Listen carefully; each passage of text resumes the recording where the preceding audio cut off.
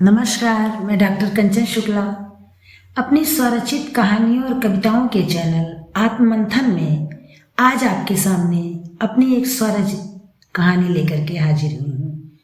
कहानी का शीर्षक है पिया से पहली मुलाकात। तो चलिए सुनते हैं कहानी पिया से पहली मुलाकात। मैं कुछ नहीं सुनूंगी, तुम्हें मेरी शादी में चलना ही है और चलना ही है।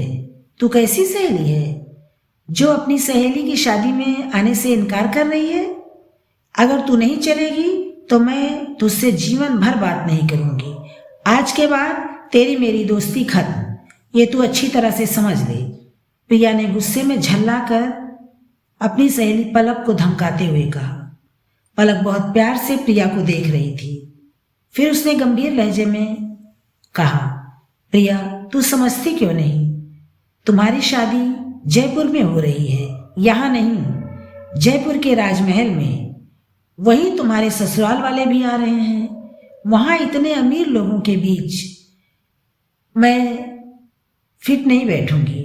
वैसे भी आंटी जी मुझे पसंद नहीं करती, ये बात तुम जानती हो। मुझे देखकर आंटी जी नाराज हो जाएंगी। मेरे कारण कोई तमाशा खड़ा हो, ये मैं बर्दाश्त नहीं कर पाऊंगी। जहां शादी का खुशनुमा माहौल हो वहां मेरे कारण कोई हंगामा खड़ा हो जाए, क्या तू यही चाहती है? पलक की बात सुनकर प्रिया ने घूर कर पलक को देखा। उसके चेहरे पर गुस्सा साफ दिखाई दे रहा था।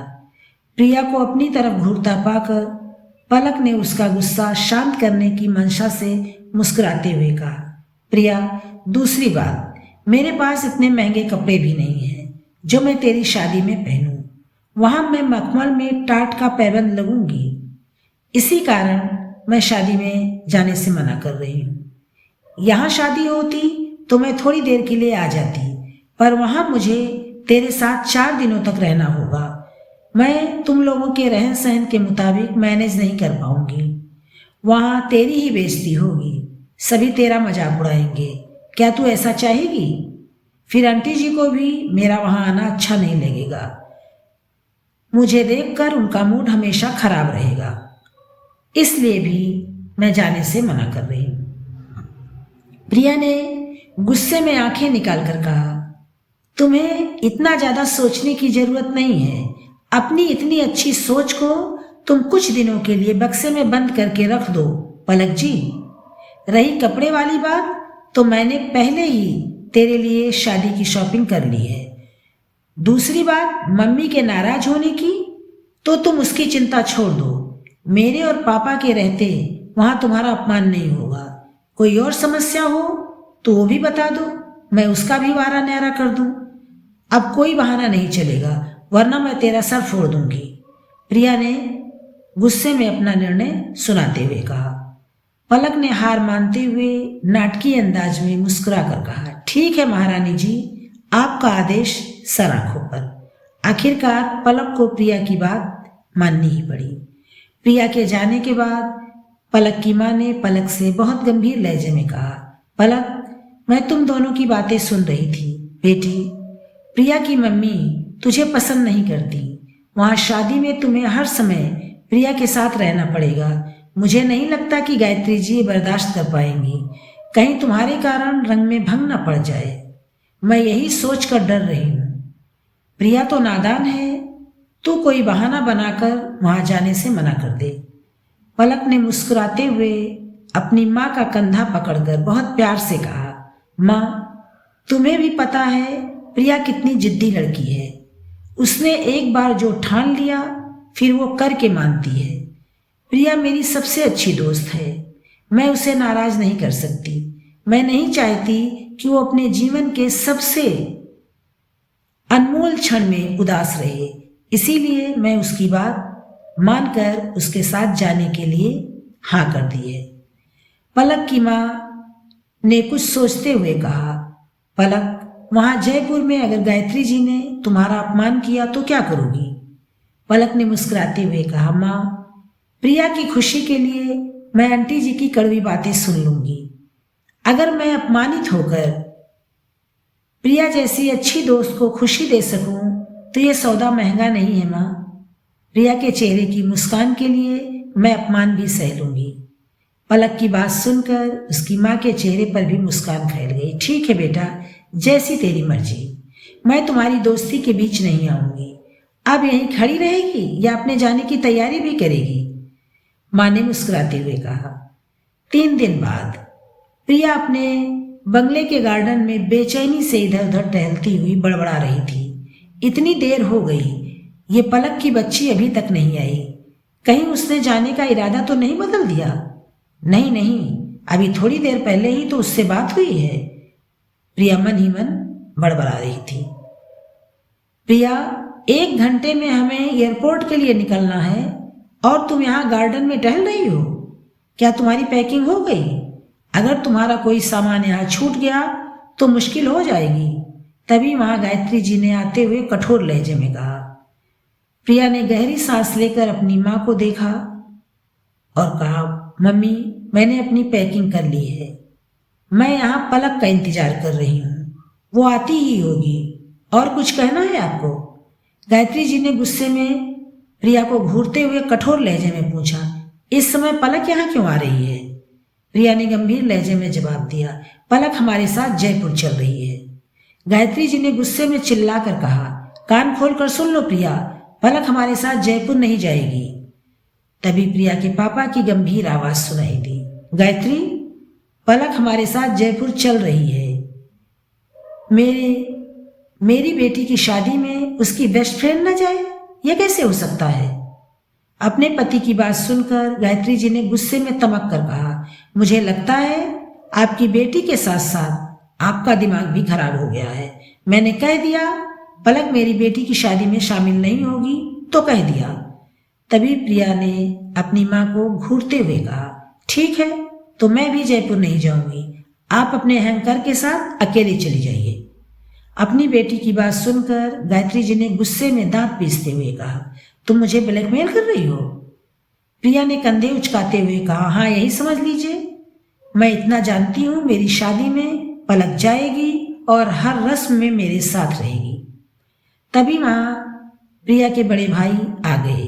उन्होंने प्रिया को छेड़ते हुए कहा, अरे मेरी प्यारी बहन को क्या हुआ? उसके चेहरे पर तो गुस्सा दिखाई दे रहा है, जबकि इस समय उसको रोना चाहिए। क्यों पापा? अपने बेटे की बात सुनकर गायत्री जी ने गुस्से में कहा, अच्छा हुआ कमल तुम आ गए। अपनी बहन को समझाओ, ये लड़की अपनी शादी में उस मिडिल क्लास लड़की पलक को लेकर चल रही है। कमल ने आश्चर्य से अपनी माँ को देखते हुए कहा, मम्मी, आप कैसी माँ हैं जो अपनी बेटी की छोटी सी खुशी भी पूरी नहीं कर पा रही हैं? गायत्री जी ने गुस्से में चिल्लाकर कहा, कमल। तभी प्रिया के पापा ने गुस्से में कहा, गायत्री, चिल्लाने की जरूरत नहीं है, कमल ठीक कह रहा है। पलक हमारे साथ जाएगी और वहां अगर तुमने उसका अपमान किया तो मुझसे बुरा कोई नहीं होगा। आज तक मैं तुम्हारी हरकतों को नजरअंदाज करता रहा, पर अब नहीं। मेरी बात को अपने जहन में अच्छी तरह बिठा लो। प्रिया के साथ पलक चल रही है और वहां तुम ऐसा कोई काम नहीं करोगी जिससे पलक का अपमान हो। अपने पति का ऐसा रूप देखकर गायत्री जी अंदर तक हिल गईं। उन्होंने आज से पहले उनको कभी इतने गुस्से में नहीं देखा था। वो अच्छी तरह समझ गईं कि अब चुप रहने में ही उनकी भलाई है। तभी वहां पलक आ गई। उसके आते ही प्रिया का चेहरा खुशी से खिल उठा। अपनी बेटी की खुशी देखकर प्रिया के पापा के होठों पर मुस्कान आ गई। उनके चेहरे का तनाव भाग गया। वहां का बोझिल वातावरण खुशनुमा बनाने के लिए कमल ने मुस्कुराते हुए कहा, प्रिया, अब तो पलक भी आ गई है, जल्दी चलो, हमें एयरपोर्ट के लिए निकलना है, वरना फ्लाइट छूट जाएगी और हम वहां देर से पहुंचेंगे तो तेरे होने वाले पतिदेव यही गाना गाते हुए मिलेंगे, बड़ी देर से दर पे आंखें लगी थी, हुजूर आते आते बड़ी देर कर दी। कमल की बात सुनकर जहां प्रिया ने शर्मा के धत कहकर अपना सिर झुका लिया, वहीं सभी ठाका मारकर हंसने लगे। गायत्री जी के चेहरे पर भी मुस्कान फैल गई। दूसरे दिन जयपुर के महल में शादी की गहमा गहमी, महल दुल्हन की तरह सजा था। प्रिया की मेहंदी की रस्म चल रही थी। मेहंदी लगाने वालियां सभी को मेहंदी लगा रही थीं। वहां वर वधू दोनों पक्षों के लोग इकट्ठे थे। आपस में हंसी मजाक हो रहा था। मेहंदी की रस्म के बीच बजते हुए गाने पर कुछ लड़के लड़कियां नाच रहे थे। चारों ओर खुशियों का माहौल था। पलक ने आज तक अपने जीवन में ऐसी शादी सिर्फ फिल्मों में देखी थी। उसका चेहरा भी खुशी से खिला हुआ था। आज उसने गुलाबी रंग का लहंगा पहना हुआ था। उसने अपने लंबे काले घने बालों की ढीली चोटी गूंथ ली थी। होठों पर गुलाबी लिपस्टिक, माथे पर उसी रंग की बिंदी। इस रूप में पलक स्वर्ग से उतरी अप्सरा लग रही थी। पलक हंस हंस कर प्रिया से बातें कर रही थी। पलक ने महसूस किया थोड़ी दूरी पर खड़ा एक स्मार्ट प्रभावशाली व्यक्तित्व का लड़का उसे देख रहा है। पलक जैसे ही उस तरफ देखती वो दूसरी तरफ देखने लगता। उसका इस तरफ अपनी तरफ देखना पलक के मन को गुदगुदा रहा था। पलक ने उस लड़के की नजरों से बचने के लिए उसकी तरफ पीट कर प्रिया को की मेहंदी देखने लगी। तभी पलक और प्रिया ने सुना प्रिया की सास गायत्री जी से हंसते हुए कह रही थी, समधन जी, आपकी तरफ से ढोलक की थाप पर गाना नहीं हो रहा है। सभी बजते हुए फिल्मी गाने पर कमर हिला रहे हैं। क्या आपकी तरफ ऐसा कोई नहीं है जो ढोलक बजाकर बन्ना बन्नी गीत गाए? बिना ढोलक की थाप के यहाँ का माहौल शादी वाला नहीं लग रहा है। बहन जी, अब कोई कहाँ ढोलक बजाकर बन्ना बन्नी गाता है? ये सब तो पुराने जमाने में होता था। आजकल की लड़कियां तो फिल्मी गानों पर ही नाचती गाती हैं। आपकी तरफ से भी तो कोई ढोलक नहीं बजा रहा है और ना ही कोई बन्ना बन्नी गीत हो रहा है। गायत्री जी ने अहंकार से गर्दन तान कर जवाब दिया। उसी समय प्रिया के हाथों में मेहंदी लग रही थी। तभी पलक ने देखा कि प्रिया अपने पति को बहुत ध्यान से देख रही है। फिर जब पलक ने उसे छेड़ा तो प्रिया ने अपनी नजरें अपने पति के चेहरे से हटा ली। प्रिया ने अपनी शर्म को छुपाते हुए पलक से कहा, पलक, तू मुझे ऐसे क्या देख रही है? पलक ने मुस्कुराकर कहा, कुछ नहीं, मैं ये देख रही थी कि तू चोरी चोरी जीजाजी को देख रही है। अरे नहीं, मैं ये देख रही थी कि वो अपने दोस्त से क्या बातें कर रहे हैं। चल छोड़ इन बातों को। पलक, मेरी बात सुन, तू भी मेहंदी लगवा ले। नहीं नहीं, मैं मेहंदी नहीं लगवाऊंगी। मैं 2-3 घंटे मेहंदी लगाकर बैठ नहीं सकती, ये बात तुझे पता है। पलक ने घबराकर जवाब दिया, क्यों? शादी में तो लगवाना पड़ेगा, तब क्या करूंगी? आज ही उस दिन की तैयारी कर लो। प्रिया ने भी उसे छेड़ते हुए कहा, मुझे कोई तैयारी नहीं करनी है। दुल्हन तू है, ये काम तू ही कर, मुझे मेहंदी नहीं लगवानी है, मैं ऐसे ही ठीक हूं। पलक ने मुस्कुराते हुए जवाब दिया। तभी पलक की नजर फिर सामने की तरफ उठ गई। उसने देखा वही प्रभावशाली व्यक्तित्व का व्यक्ति वहां खड़ा हुआ है और प्रिया के पति आलोक भी उसके पास खड़े हुए हैं। पलक उसे पहचान रही थी। वो प्रिया के पति के दोस्त कुंवर विमल थे। कल ही प्रिया ने उनसे परिचय कराया था। विमल का प्रभावशाली व्यक्तित्व पलक के दिल में बस गया। उसके दिल से आवाज आई, पलक, क्या तू इस लड़के से प्यार करने लगी है? तभी उसके दिल ने कहा, हाँ, करने तो लगी हूं, पर उन्हें पाना एक सपना है। सपने कभी हकीकत नहीं बनते, वो आसमान के चांद हैं। मैं उन्हें प्यार कर सकती हूँ, देख सकती हूँ, पर कभी उन्हें छू नहीं सकती, उन्हें पा नहीं सकती। इतना सोचते हुए पलक ने अपनी आंखें मूंद ली, जैसे वो अपने सपनों को अपनी आंखों में कैद कर लेना चाहती हो। पलक ने अपने सर को झटका दिया, प्रिया की ओर देखने लगी, लेकिन अनायास फिर उसकी नजर सामने की ओर उठ गई। पलक ने विमल को अपनी तरफ देखता पाकर घबराकर अपनी पलकें झुका ली। प्रिया के पति आलोक अपने दोस्त से कुछ कहते हुए मुस्कुरा रहे थे। विमल और आलोक दोनों ही शरारत से मुस्कुराते हुए पलक और प्रिया को देख रहे थे। उसी समय प्रिया ने भी अपनी नजरें उठाकर सामने देखा तो उसके होने वाले पति आलोक के चेहरे पर शरारत भरी मुस्कान फैल गई। वो बहुत प्यार से प्रिया को देख रहे थे और फिर मुस्कुराते हुए आलोक प्रिया के पास आकर उसकी बगल में बैठ गए और उसका हाथ पकड़कर हाथों में लगी मेहंदी को देखने लगे। प्रिया ने शर्मा कर अपनी नजरें झुका ली। उसके चेहरे पर शर्म की लाली साफ दिखाई दे रही थी। उसने शर्माते हुए पूछा, आप मेरे हाथों में क्या देख रहे हैं?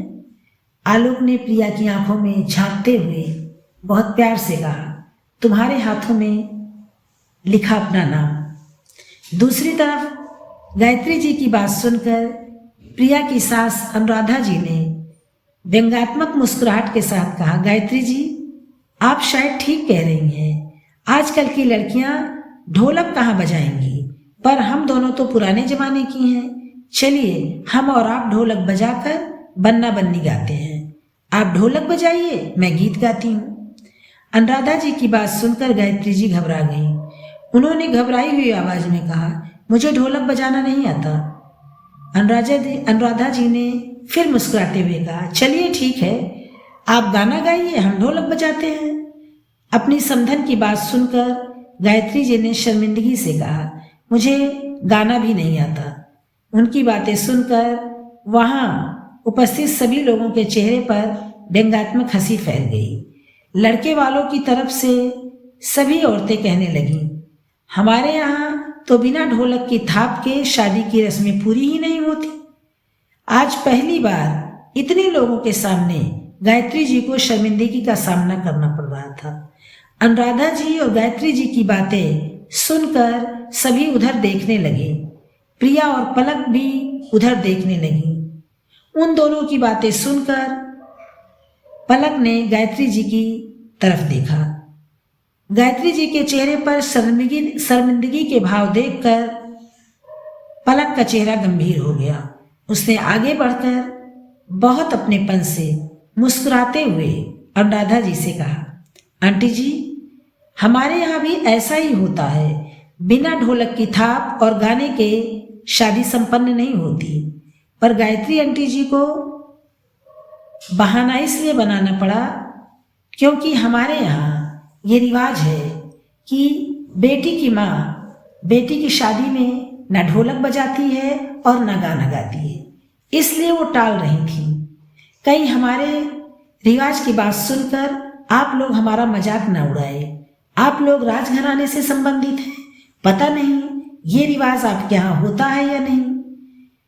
चलिए अगर आप लोग चाहती हैं कि शादी में ढोलक बजे और बन्ना बन्नी का गीत हो तो मैं ये इच्छा पूरी कर दे रही हूँ। मुझे ढोलक बजाना भी आता है और गाना गाना भी आता है। पलक की बात सुनकर गायत्री जी ने चौंक कर पलक को देखा। उसके चेहरे पर मुस्कान फैली हुई थी, जैसे वो कह रही हो, आंटी जी आप चिंता ना करें, मैं संभाल लूंगी। गायत्री जी पलक का इशारा समझ गईं। अब उन्हें पलक के साथ किए गए अपने व्यवहार पर कोफ्त होने लगी। उन्होंने लंबी सांस लेकर मन ही मन कहा, अब मैं अपने आप को बदल लूंगी। लड़के वालों की तरफ की एक औरत ने कहा, हाँ बेटी तुम सही कह रही हो, ऐसे रिवाज के बारे में हमने भी सुना है। अच्छा तो ये कारण था जो समधिन जी कह रही थी कि ना मैं गाना गाऊंगी और ना ही मुझे ढोलक बजाने आती है। अरे इसमें बुरी बात क्या थी, वो हमें बता देती। अपनी परंपराएं तो सभी को निभानी चाहिए, इसमें इतना संकोच करने वाली क्या बात है। उन्होंने हंसते हुए कहा। पलक ने भी अपनी बात खत्म कर दी थी और वो ढोलक बजाकर बन्ना बन्नी गीत गाने लगी। उसने गाना शुरू किया, बन्ना मेरे घर आना बारात लेके, बन्ना मेरे घर आना बारात लेके, अपने दादा को लाना अपनी दादी को लाना, अपने दादा को लाना अपनी दादी को लाना, अपने पापा को लाना अपनी मम्मी को लाना, अपनी बुआ को लाना नचाते हुए, बन्ना मेरे घर आना बारात लेके, अपने भैया को लाना अपनी भाभी को लाना, अपने भैया को लाना अपनी भाभी को लाना, अपने दोस्तों को लाना नचाते हुए, वरना मेरे घर आना बारात लेके। अपने ताऊ को लाना, अपनी ताई को लाना, अपने चाचा को लाना, अपनी चाची को लाना, अपनी बहना को लाना नचाते हुए, वरना मेरे घर आना बारात लेके। अपने नाना को लाना, अपनी नानी को लाना, अपने मामा को लाना, अपनी मामी को लाना, अपनी मौसी को लाना नचाते हुए, वरना मेरे घर आना बारात लेके। उसके बाद पलक ने एक के बाद एक बन्ना बन्नी गीतों की झड़ी लगा दी। पलक के गीत ने सभी को झूमने पर मजबूर कर दिया। उसकी मधुर आवाज और ढोलक की बजाने का अंदाज सभी के दिल में उतर गया। प्रिया पलक को देखकर मुस्कुराई जा रही थी। दूसरी तरफ कुंवर बिमल भी मुस्कुराते हुए उसे देखे जा रहे थे। जब से पलक ने गाना गाया था कि अपने दोस्तों को लाना नचाते हुए, उसी क्षण से उनके चेहरे पर शरारत भरी मुस्कान फैल गई थी। आलोक बहुत ध्यान से अपने दोस्त कुंवर बिमल को देख रहा था। बिमल को देखकर आलोक के चेहरे पर एक रहस्यमयी मुस्कुराहट फैल गई। बिमल की माँ रानी सुनैना जी भी बहुत प्यार से पलक को निहारे जा रही थी। अपनी पत्नी सुनैना की मुस्कान देखकर उनके पति महाराज विनय प्रताप ने उनके पास आकर धीरे से मुस्कुराते हुए पूछा, रानी साहिबा क्या बात है, आप बहुत प्यार से उस लड़की को देख रही हैं जो ढोलक की थाप पर गीत गा रही है, क्या बात है? कहीं ऐसा तो नहीं आप उसे अपनी बहू बनाने का सपना देख रही हैं? अगर ऐसा सपना आप देख रही हैं तो मुझे भी आप अपने सपने में शामिल कर लीजिए।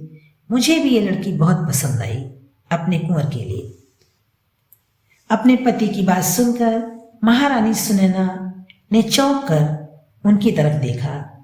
उनके चेहरे पर खुशियों के फूल खिल उठे। उनके पति ने आंखों ही आंखों में अपनी सहमति दे दी। आलोक ने अपने दोस्त कुंवर विमल के दिल का राज उसकी आंखों में पढ़ लिया था। वो सोच ही रहे थे कि इस विषय में सुनैना आंटी से बात करेंगे, लेकिन सौभाग्य से उसने आंटी अंकल की बातें सुन ली। उनकी बातों को सुनकर आलोक के चेहरे पर शरारत भरी मुस्कान फैल गई। आलोक ने कुंवर विमल के पास आकर कहा, धीरे से फुसफुसा कर कहा, कुंवर जी मुझे आपके दिल में छुपे राज का पता चल गया है। अब आप उस राज को ज्यादा दिनों तक छुपा नहीं पाएंगे। कुंवर विमल आलोक की बात सुनकर पहले तो सकपका गए, फिर मुस्कुराते हुए पूछा, आप किस राज की बात कर रहे हैं दूल्हे मियां? आलोक ने रहस्यमयी मुस्कुराहट के साथ फुसफुसा कर कहा, अगर मैंने बता दिया तो दिल के राज के साथ आपका इश्क भी सरेआम हो जाएगा कुंवर साहब। कुंवर विमल ने भी मुस्कुराते हुए पूछा, अच्छा आपने कैसे जाना मुझे इश्क हो गया है? आलोक ने कुंवर विमल की आंखों में देखते हुए कहा, आपकी आंखों ने गुस्ताखी कर दी और मुझे पता चल गया। कुंवर विमल ने शरारती अंदाज में पूछा, ज्योतिषी जी फिर तो आपको ये भी पता चल गया होगा कि हमारे दिल को किसने चुराया है? आलोक ने अदब से अपना सिर झुकाकर सीने पर हाथ रखकर गंभीर लहजे में कहा, कुंवर जी अपना दिल मेरी साली साहिबा को दे चुके हैं। मैं सच कह रहा हूं ना? आलोक की बात सुनकर विमल ने हंसते हुए कहा, गुरुजी महाराज आप तो अंतर्यामी हैं। हमारे दिल का राज आपने जान लिया। अब आप हमें हमारे महबूब तक पहुंचने का रास्ता भी दिखा दीजिए। आलोक ने गंभीर लहजे में आशीर्वाद की मुद्रा में कहा, बच्चा मैं तो प्रेम का पुजारी हूं और इश्क करने वालों को रास्ता दिखाना मेरा धर्म है। मैं अभी अपनी होने वाली अर्धांगिनी तक आपके दिल का पैगाम पहुंचा देता हूं। मुझे लगता है तुम्हारा काम बन जाएगा, लेकिन मेरी दक्षिणा? कुंवर विमल ने आलोक की बात सुनते ही उसे घूर कर धक्का देते हुए कहा, अब तू यहां खड़ा खड़ा क्या कर रहा है? भाभी के पास जा और उन्हें हमारे दिल का राज सुना। आलोक ने बुरा सा मुंह बनाकर कहा, जा रहा हूं यार, तू धक्का क्यों दे रहा है? मैं यहां दूल्हा हूं, मेरी थोड़ी इज्जत कर ले भाई। दक्षिणा भी नहीं दे रहा है और रोब भी झाड़ रहा है। इतना कहकर आलोक आगे बढ़ गया। विमल के पास से चलकर आलोक फिर प्रिया के पास आ गया। आलोक को प्रिया के नजदीक आया देखकर उसकी रिश्ते की भाभीियों ने छेड़ना शुरू किया। दूल्हे राजा, शादी से पहले दुल्हन से बार बार मिलने का रिवाज नहीं है। एक आप हैं जो दुल्हन के इर्द गिर्द ही भौरे की तरह मंडरा रहे हैं। अब यहाँ से जाइए। शादी से पहले हम आपको दुल्हन से मिलने की इजाजत नहीं देंगे। आलोक ने मासूम बनते हुए कहा, आप लोग कुछ रिश्वत लेकर हमें हमारी दुल्हन से मिलने दीजिए। कुछ जरूरी मशवरा करना है, किसी की जिंदगी का सवाल है, कुछ तो रहम कीजिए। सभी आलोक को छेड़ते हुए कहने लगी, शादी से पहले इतनी दीवानगी ठीक नहीं दूल्हे राजा। शादी के बाद क्या करेंगे आप? आलोक ने आंखें नचाते हुए मुस्कुरा कर कहा था, मेरी सालियों, भाभियों, इसके मारे दीवाने पर कुछ तो रहम करो। मुझे थोड़ी देर के लिए अपनी प्रेमिका से मिलने की इजाजत दे दीजिए। हम दिल जले आप लोगों को बहुत दुआएं देंगे। इतनी कृपा कर दीजिए। आपको ईश्वर हमेशा खुश रखे। सभी आलोक के कहने के अंदाज पर खिलखिलाकर हंसने लगी। फिर उन्होंने छेड़ने वाले अंदाज में कहा, जाइए जाइए, मिल लीजिए दूल्हे राजा अपनी प्रेमिका से। आप भी क्या याद रखेंगे किन रईस लोगों से पाला पड़ा था। वैसे कल रात आपकी प्रेमिका आपकी पत्नी बन जाएगी। उसके बाद आपका इश्क भी छूमंतर हो जाएगा। इतना कहकर सभी प्रिया के पास से हटकर पलक के पास जाकर बैठकर गाने का आनंद लेने लगी। सभी के जाते ही आलोक ने धीरे से कहा, प्रिया, तुम्हारी मेहंदी तो बहुत सुंदर लगी है, पर तुम्हारी सहेली ने अपने हाथों में मेहंदी क्यों नहीं लगवाई? अगर तुम कहो तो तुम्हारी सहेली के हाथों पर अपने दोस्त विमल के नाम की मेहंदी लगवा दो। आलोक ने मुस्कुराते हुए प्रिया को देखा। आलोक की बात सुनकर पहले प्रिया अचंभित होकर आलोक को देखने लगी, लेकिन जब उसे आलोक की बात का मतलब समझ आया तो उसके चेहरे पर खुशी की लहर दौड़ गई। उसने खुशी से चहकते हुए पूछा, क्या आप सच कह रहे हैं? कहीं मजाक तो नहीं? ये मजाक नहीं, बिल्कुल सच है। मेरा दोस्त आपकी सहेली की खूबसूरती पर फिदा हो गया है, और सबसे खुशी की बात यह है कि आंटी जी भी मेरी साली साहिबा को अपने घर की बहू बनाने के लिए तैयार हैं। तुम्हारा क्या इरादा है? क्या पलक विमल से शादी करेगी? प्रिया ने खुशी से चहकते हुए कहा, क्यों नहीं करेगी? विमल जैसा लड़का तो किस्मत से मिलता है। हमारी पलक तो बहुत भाग्यशाली है जो वो एक राजघराने की बहू बनने जा रही है। तभी आलोक की नजर पलक पर पड़ी, जो उनके पीछे खड़ी उन दोनों की बातें सुन रही थी। पलक की नजरें जैसे ही आलोक और प्रिया की नजरों से टकराईं, आलोक ने शरारत भरी मुस्कान के साथ पलक को छेड़ते हुए कहा, साली साहिबा, क्या आप मेरे दोस्त से शादी करेंगी? अभी थोड़ी देर पहले आप एक गीत गा रही थी कि मैं अपने बारात में अपने दोस्त को नचाते हुए लाऊं। ये आपसे मेरा वादा है। कल उसे अपनी बारात में नचाता हुआ लेकर आऊंगा, लेकिन मेरी भी एक शर्त है कि आप अपनी बरमाला मेरे दोस्त के गले में डालेंगी। आलोक की बात सुनकर पलक ने कोई जवाब नहीं दिया, बस वो शर्मा कर वहां से भाग गई। उसे वहां से भागते हुए देखकर प्रिया ने हंसकर कहा, अपने दोस्त से जाकर कह दो मेरी सहेली ने हाँ कर दी। तुम दोनों मानो मेरा एहसान कि दुल्हन ने हाँ कर दी। आलोक और प्रिया की बातें गायत्री जी ने भी सुन ली, जिसे सुनकर उनकी आंखें विस्मय से फटी की फटी रह गईं। उनके मुंह से अनायास निकला, ये मैं क्या सुन रही हूं? पलक राजघराने की बहू बनेगी? ये तो भाग्य का खेल है गायत्री जी। जिस लड़की को आप अपने करीब खड़े नहीं होने देना चाहती थी, आज वो राजघराने की बहू बनने जा रही है। अब आप उसके सामने खड़ी होने की हैसियत नहीं रखती। मैं आज महाराज और रानी सुनैना जी के आगे नतमस्तक हो गया हूँ। इन दोनों का दिल कितना बड़ा है, ये कितने महान हैं। जो एक साधारण घर की लड़की को अपने राजघराने की बहू बना रहे हैं, एक तुम हो जिसकी बातें सुनकर शर्म से सर झुक जाता है। प्रिया के पापा ने नफरत से गायत्री जी को देखते हुए कहा। गायत्री जी वैसे ही अपने किए पर शर्मिंदा थी। उन्होंने धीरे से कहा, मुझे माफ कर दीजिए, मैं आज के बाद अपने आप को बदल लूंगी। प्रिया के पापा ने गंभीर लहजे में कहा, यही तुम्हारे हक में अच्छा होगा। इतना कहकर वह वहां से चले गए। उधर पलक हॉल के बाहर निकलकर गार्डन में आ गई। उसका दिल जोर जोर से धड़क रहा था। उसे अपने भाग्य पर विश्वास ही नहीं हो रहा था कि वो किसी राजघराने की बहू बन सकती है। उसके कानों में रह रहकर आकाश की आवाज गूंज रही थी, क्या आप मेरे दोस्त से शादी करेंगी? आपने हमारे दोस्त की बात का कोई जवाब नहीं दिया पलक जी। क्या आप हमारी दुल्हन बनेंगी? तभी पीछे से विमल की प्यार भरी आवाज सुनकर पलक ने चौंक कर पीछे देखा। अपने सामने विमल को देखकर जवाब में उसके चेहरे पर शर्म की लाली दौड़ गई। उसने शर्मा कर अपनी दोनों हथेलियों से अपना चेहरा छुपा लिया। कुंवर विमल को अपने सवालों का जवाब मिल गया था। उन्होंने आगे बढ़कर मुस्कुराते हुए पलक की हथेलियां उसके चेहरे से हटाई, फिर पलक का चेहरा ऊपर उठाकर उसे प्यार से देखने लगे।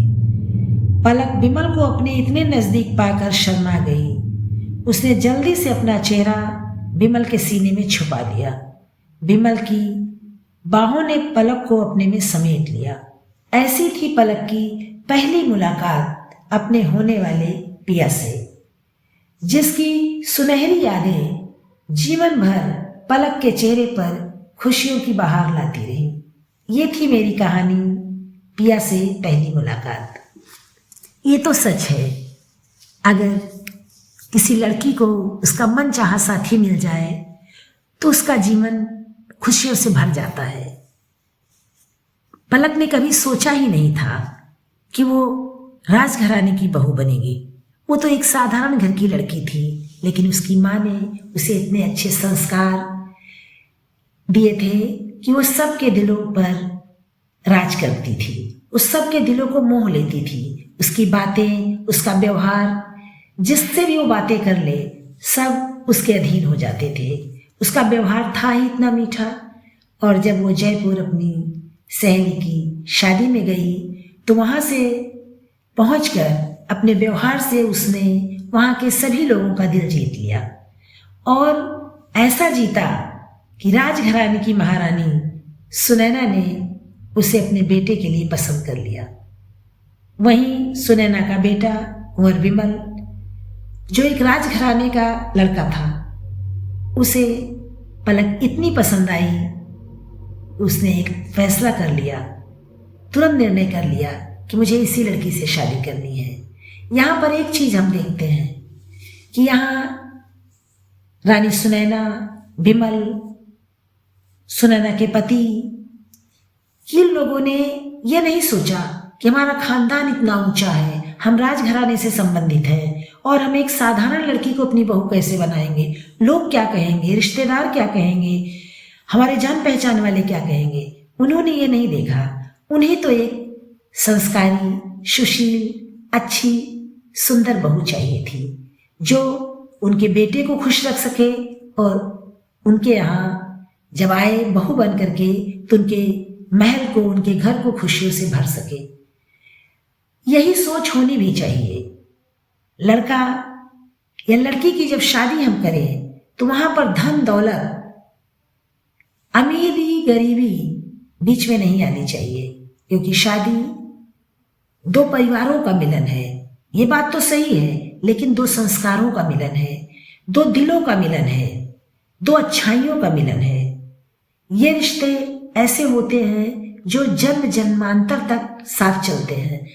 हमारे यहाँ तो परंपरा है 7 जन्मों तक साथ चलते हैं। अगर पति पत्नी में प्यार है, अपनापन है, एक दूसरे को समझते हैं, एक दूसरे को सम्मान देते हैं, इज्जत करते हैं, तो उनका जीवन खुशमय हो जाता है। वहां धन दौलत से कोई मतलब नहीं। धन दौलत लेकर के जो लड़की आए, अगर उसका व्यवहार अच्छा नहीं है, स्वभाव अच्छा नहीं है, तो अच्छे भले घर को नर्क बना देती है। और दूसरी तरफ ऐसी लड़की जो साधारण परिवार से आई है, वो प्यार लेकर आती है, संस्कार लेकर के आती है, अच्छा व्यवहार करती है, तो वो अपने घर को स्वर्ग बना देती है। इसीलिए रिश्ता जब भी किया जाए वहाँ पर लड़की का व्यवहार, संस्कार देख करके ही विवाह किया जाए, तभी विवाह सुख में बनता है। धन दौलत से खुशी खरीदी नहीं जाती। और ये बात महारानी सुनैना को अच्छी तरह से पता थी, इसीलिए उन्होंने साधारण घर में जन्म लेने वाली पलक को राजघराने की बहू बनाने का निर्णय कर लिया था, क्योंकि उन्होंने समझ लिया था ये लड़की मेरे घर को स्वर्ग बना देगी। ये थी मेरी कहानी टिया से पहली मुलाकात। अगर आप लोगों को मेरी कहानी पसंद आई हो तो इसे लाइक कीजिएगा, शेयर कीजिएगा और मेरे चैनल को सब्सक्राइब कीजिएगा। और हाँ, समीक्षा जरूर कीजिएगा, जिससे हमें पता चले कि आपको हमारी कहानियाँ कैसी लगती हैं। चलिए कल फिर मिलते हैं एक नई कहानी के साथ। तब तक के लिए नमस्कार।